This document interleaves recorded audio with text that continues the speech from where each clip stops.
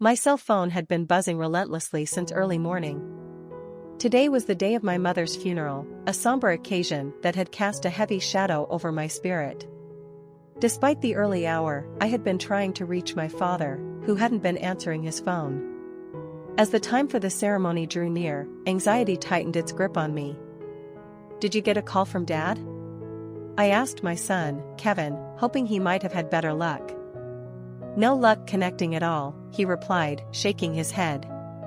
The service was about to start, and desperation nudged me to try once more. Maybe I should, I mused aloud, dialing again and putting the phone on speaker so Kevin could hear. Finally, the call connected, but instead of my father's voice, it was my husband Jack who answered. "Sorry, I've been unable to answer the phone," his voice crackled through the speaker. "Where are you, and what are you doing?" I asked, the frustration evident in my tone. "We're currently on a trip to Guam with my mom," Jack said nonchalantly, as if it were any ordinary day. I was stunned. "Your mom's funeral is about to begin, and you're in Guam? What are you thinking?" I exclaimed, the hurt clear in my voice. Jack seemed unfazed. "There's something planned after the funeral. We're here for 2 nights and 3 days. If you can make it, you should come too. It's way better than the brochures we once saw," he suggested, completely missing the gravity of the situation. "Guam? Why aren't you here for my mom's funeral? Don't tell me this trip to Guam was the one we were supposed to go on together." "I told you I had to cancel because of my mom's passing," I reminded him sharply. "Yeah, you mentioned it, but I really wanted to go to Guam, and it seemed a waste to cancel. So I brought my mom instead of you. She's been having trouble walking, so she's grateful to travel while she still can. Isn't that great?" Jack's voice was filled with a cheer that only fueled my growing anger. "How is it great that you're in Guam during my mom's funeral?"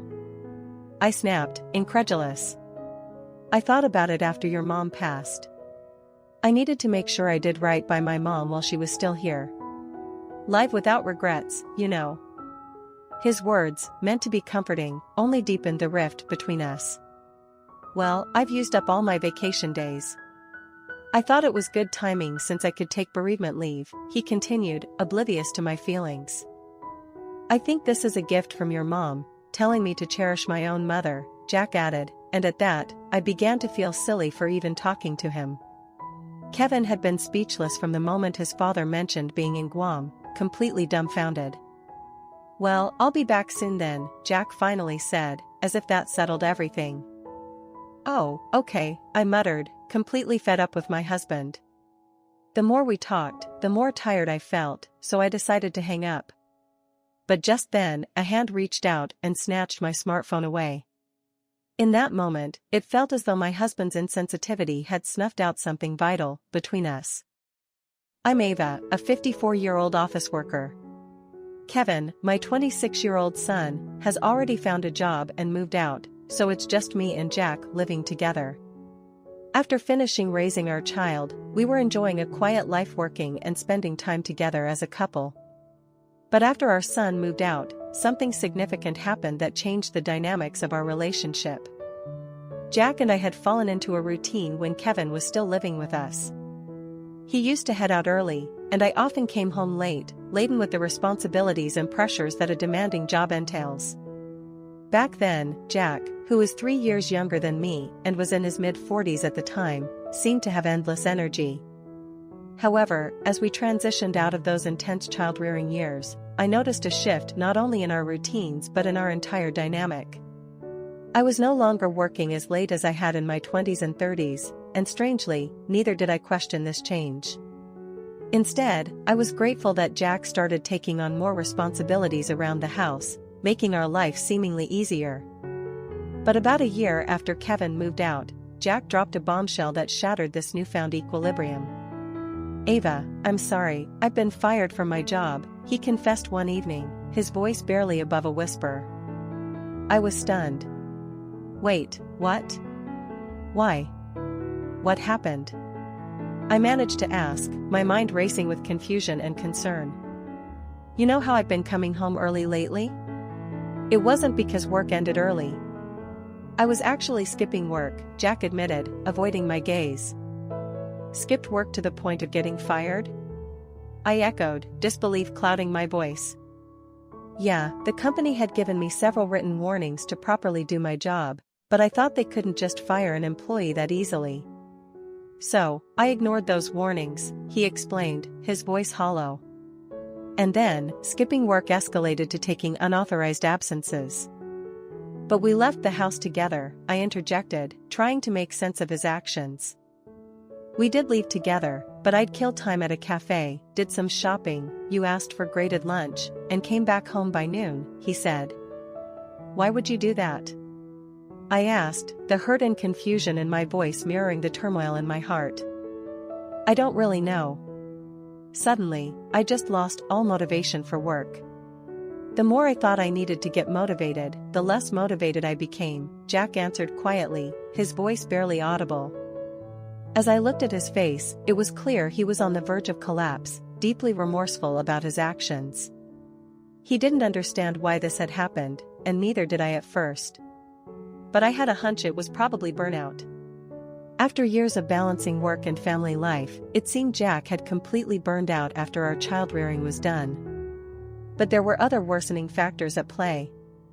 What were you doing at home, skipping work? I pressed further. Mostly, my mom came over because her house is close by. Whenever I told her I was off work, she came over. We sometimes went out together, he confessed. Raised in a single-mother household, Jack had a deep-seated value for his mother's presence and care. It's good to cherish one's mother, I acknowledged, reflecting on my own upbringing by a single mother. However, my appreciation for maternal bonds couldn't mask the growing issue my mother-in-law, doted on by my husband, couldn't let go of him. Since our houses were close, she often came over, buying things for him and suggesting trips together, always favoring her son over her grandson. Despite these familial complications, I knew Jack wasn't without common sense. He understood the impact of his decisions, yet somehow, he had let things spiral out of control. This revelation not only explained his recent behavior, but also opened up a myriad of emotional challenges we would now have to navigate together. Jack's burnout, coupled with his overly close relationship with his mother, created a situation that was far from ideal. The two of them had unintentionally collaborated to bring about a scenario that led to Jack's disciplinary dismissal. The thought had crossed my mind, if Jack had turned into such a mama's boy that it cost him his job, should I consider divorce? But seeing his awareness of his mistakes and genuine regret made me pause. This situation was partly a result of his post-child rearing burnout and partly because his relationship with his mother had skewed in a harmful direction. We had been together for over 25 years, and this was our first major crisis. Despite the enormity of his error, I found it in my heart to forgive him. You won't make the same mistake again, right? I asked, needing reassurance. Of course not, Jack promised earnestly. I'll start job hunting right away. I supported Jack's commitment to a fresh start, and he immediately took action, diligently applying for new positions. Seeing his sincere efforts to secure employment, I felt reassured that we wouldn't face the same issues again. Yet, life had other plans, and the world was not as forgiving. Jack began receiving rejection after rejection. Calls, emails, and other forms of communication brought the same disappointing news. His dismissal for disciplinary reasons was proving to be a significant barrier in his job search, far more serious than we had initially thought. It seemed almost impossible to navigate job interviews without addressing the reason for his departure from his previous job. Lying wasn't an option, and thus, Jack inevitably had to mention his disciplinary dismissal during interviews. With each rejection, I watched the hope drain from Jack's face, replaced by a deep sense of resignation. It was during this trying time that my mother, Kathy, stepped in.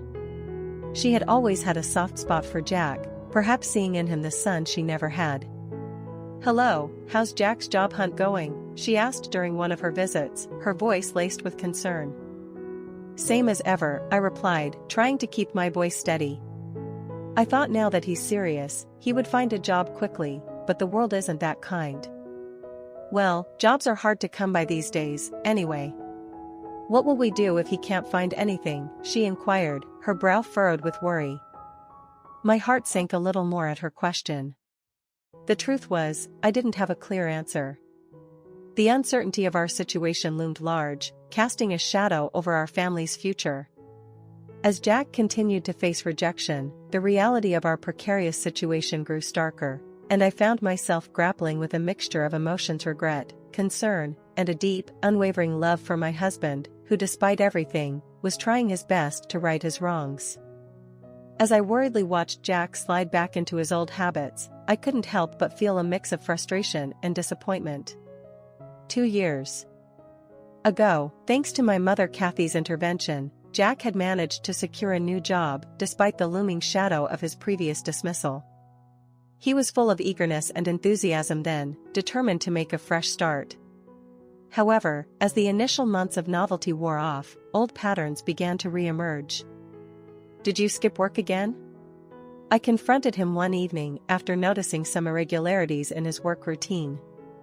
"I used my paid leave, so it's fine," Jack replied nonchalantly, dismissing my concern. "That's not what I'm talking about. You're starting to slack off again, aren't you? And if you don't work seriously, you're going to embarrass my mom who introduced you. Do you understand?" I pressed, my voice laden with worry and frustration. Jack shrugged off my concerns. "I haven't seen the person your mother-in-law asked to help with the company, and she said I was hired without any favors, so there's no embarrassment, right?" "Even if that's the case, it doesn't give you a reason to slack off," I retorted. "It's okay, the company can't just fire employees easily," Jack said, echoing the same misguided confidence that had led to his previous dismissal. "That's what you thought last time, and you got fired," I reminded him sharply. "You've been fired before for slacking off too much, so you should know from experience just how much you can push it." Jack laughed it off as if it were a joke, comparing his situation to a college student calculating how many more lectures they can skip before failing a unit. But I couldn't find it funny. He had worked diligently at the beginning, but once he learned to take it easy, it seemed hard for him to revert to his diligent self. The realization hit me hard. I had overlooked his behavior last time because I believed he was truly remorseful. But this being the second time around, my trust was waning.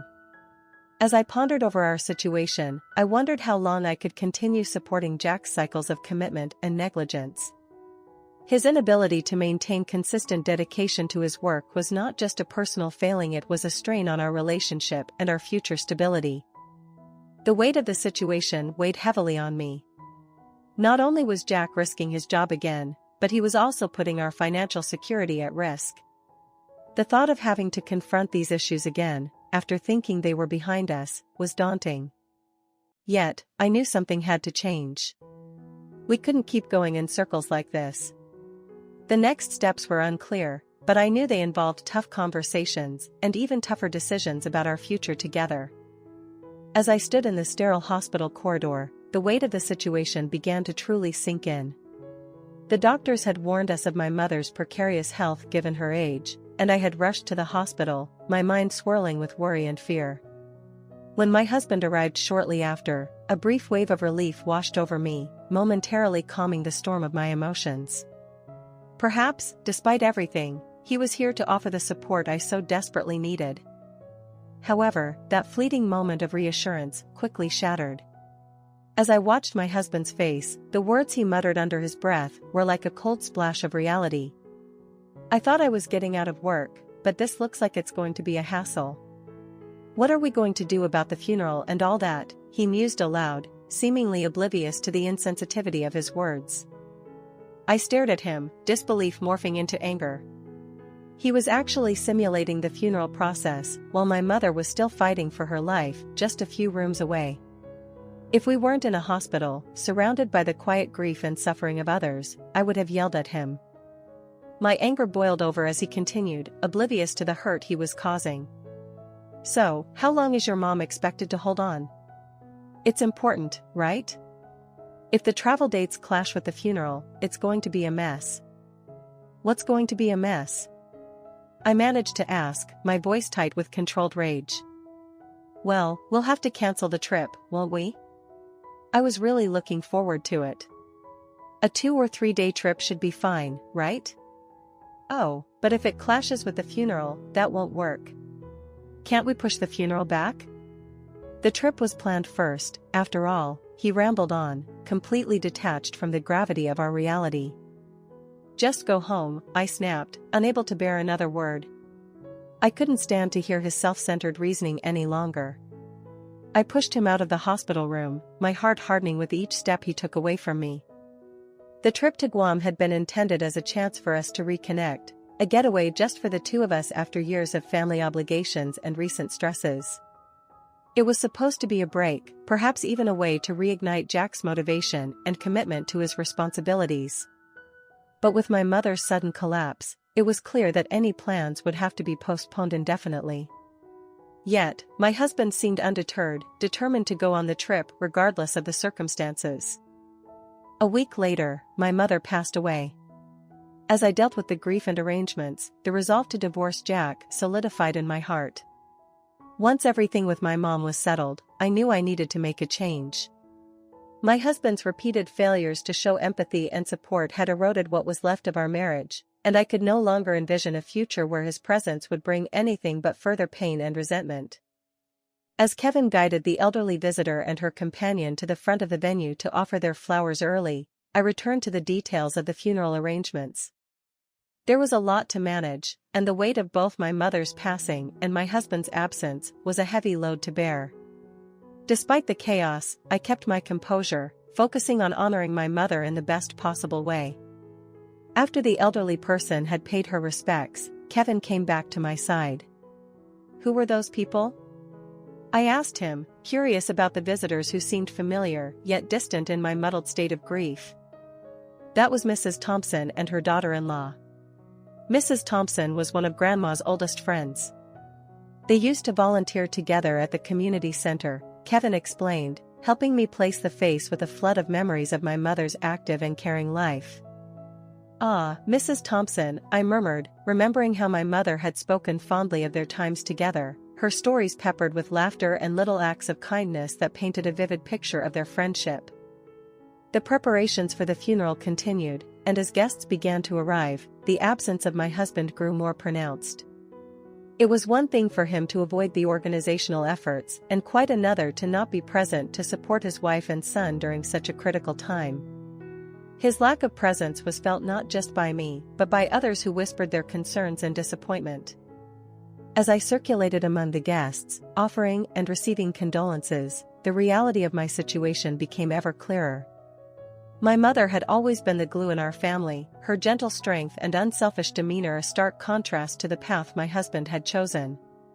The note we had found in her house, detailing her meticulous preparations even in her final days, was a testament to her thoughtful nature, a nature that seemed so alien to the man I had married. My son, Kevin, stayed close by my side throughout the ceremony, his presence a steady comfort. We managed the day together, fulfilling my mother's last wishes with a grace that I hoped would make her proud. The laughter we had shared earlier, reminiscing about her quirks and the loving ways she had meddled in people's lives, brought a bittersweet comfort that eased the sharpness of our loss. As the ceremony drew to a close, I noticed my husband finally making his way to the venue. His timing was such that all the heavy lifting had been done, and his offer to help now felt hollow and untimely. It was a small thing in the grand scheme, but it symbolized so much of what had gone wrong between us. My resolve to pursue a divorce, once everything had settled down, solidified in that moment. My mother's passing and the days following were a stark reminder of what I valued most in life: family, loyalty, and support. Values that my husband, through his actions or lack thereof, had shown he no longer shared. As I faced the future, I knew it was time for a change, one that would bring peace and perhaps, eventually, a new beginning. As I turned towards the elderly person who had snatched my phone, my heart sank further. The moment was awkward and charged with emotion. Her timing couldn't have been more impeccable, or more unfortunate. She had overheard the entire conversation with my husband, his words booming over the speaker. "I'm sorry you had to hear that," I apologized, my cheeks burning with embarrassment and my eyes darting between Kevin and the elderly lady, who held my phone in her trembling hand.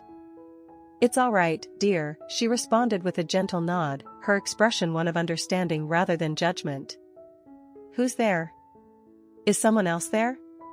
Sounds like an old man, but it's not Kevin's voice, is it? Kevin, still recovering from the shock of his father's revelation and his grandmother's acute listener, chimed in, a bit defensively, "Hey, show some respect. That's the former president and current chairman of the company you work for." The room seemed to shrink as the realization dawned on me. The chairman? Why would the chairman be here? Remembering my mother's connections and her influential friends, it clicked. My mother had once mentioned that she knew someone who could help secure an interview for my current job. That someone was this chairman. Understanding swept through me, mixed with a surge of gratitude and a tinge of humiliation. For the personal matters now spilled before such a significant figure. The chairman, still holding my phone, offered a small, knowing smile. "I was good friends with your mother," he said, his voice tinged with reverence and sadness. "She asked me once, quite a long time ago, to help her talented daughter get a chance to prove herself. It's understandable why your husband was surprised." The air cleared a bit as this unexpected connection revealed itself. My mother's reach and care had extended beyond what I had imagined, touching not only personal but professional aspects of my life. Her foresight and networking had unknowingly cushioned many aspects of my career. "Thank you," I managed to say, my voice choked with emotion. "I had no idea she had asked you directly." He handed back the phone, his gesture gentle. "Your mother was a remarkable woman," he added, shifting to leave the room with the dignity and grace of someone accustomed to dealing with all manner of situations. As he walked away, I felt a renewed sense of loss, but also a deep pride in my mother's legacy. She had lived a life that quietly but effectively woven threads of support and kindness into the fabric of so many lives, including mine. With the chairman's departure, Kevin and I returned our focus to the funeral arrangements, now with a heightened sense of duty to honor a woman whose influence was even greater than we had known. My personal turmoil with my husband remained unresolved, but in that moment, my mother's foresight in connecting me with such influential support reassured me that whatever decisions I needed to make about my future, I was not alone. Standing there in the quiet hum of the funeral home, surrounded by murmurs of condolences and the soft rustle of flowers being arranged, the weight of the chairman's words fell heavily around me. Mr. Schwab, a figure of considerable stature in the business world and a personal friend of my mother, had unexpectedly connected the professional with the painfully personal. "Hey, stop that, it's not like that. This trip was planned in advance, and I do—" My husband's voice crackled defensively through the phone, his attempts to justify his actions sounding feeble even to his own ears. Listening to my husband try to defend his choice to the chairman and indirectly to me was both surreal and exasperating. Mr. Schwab's presence at the funeral, his connection to my mother, and now his direct involvement in my current familial turmoil felt like threads of a complex tapestry being woven right before my eyes. I took a moment to address the chairman, ensuring I conveyed the gravity and the sincerity of our situation. "Mr. Schwab, I'm truly sorry you had to witness this, and for the confusion. I only learned of your connection to my mother after reading her final notes. My husband hasn't been involved with the preparations or the funeral due to his trip, which was unfortunately timed." The chairman listened intently, nodding slightly. There was a brief pause as he absorbed the information, his expression thoughtful, almost pensive. Then, he turned his gaze back to me, his voice firm yet not unkind. "You claimed bereavement leave at the company, yet you're actually on a trip to Guam. This amounts to a false claim. We'll deal with the consequences once you're back, but for now, enjoy the precious time with your mother." "No, wait, please dash," my husband's voice begged through the speakerphone, his plea cut short as the chairman ended the call. The finality of the chairman's words left a silence that seemed to expand, filling the space with a mix of shock and inevitability. Kevin, who had been quietly supporting me through all this, squeezed my shoulder gently, a wordless gesture of solidarity. As the guests began to filter into the chapel, their faces a blend of sympathy and respect, I felt a resolve solidifying within me. The revelation of my mother's foresight in connecting me with such influential figures, the disappointment in my husband's choices, and the support of my son all crystallized into a clear path forward. The funeral proceeded with the somber grace of a well-planned ceremony, every detail a testament to my mother's meticulous nature and her deep-seated understanding of her family's needs. As I watched the proceedings, the conversations with the chairman and my husband replayed in my mind. It was clear that once the dust settled, significant changes would need to be made, changes that would redefine the future for me and my son, guided by the strength and wisdom my mother had imparted through her life and even in her parting. I was asked why I left my previous job, my husband continued, his voice strained with anxiety. I may have stretched the truth a bit there. His confession was almost a whisper, and even though I was prepared to end our marriage and was largely indifferent to his career woes, the gravity of his actions made me pause.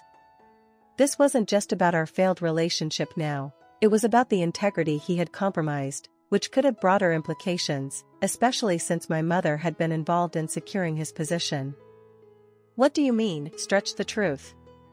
I asked, my tone more curious than angry. I told them I left my previous job for a more challenging role, which wasn't entirely true. I was actually let go because of my performance and attitude, but I didn't mention that, he admitted, not meeting my eyes. "Now, someone from my old company works here and they've told my current boss the real reason I left." The reality of his situation began to sink in. Not only had he lied to take bereavement leave, but he had also fabricated his employment history to secure his current job. This level of deceit was something I hadn't fully appreciated before, and it highlighted a pattern of behavior that extended beyond mere negligence at work. "That's serious, you know," I said, feeling a mix of disappointment and resignation. "Misrepresenting yourself to get a job and then lying to go on a vacation instead of attending your mother-in-law's funeral. Do you understand the repercussions of these actions?" He nodded, clearly miserable. "I know it's bad. I thought I could manage it all before anything caught up to me."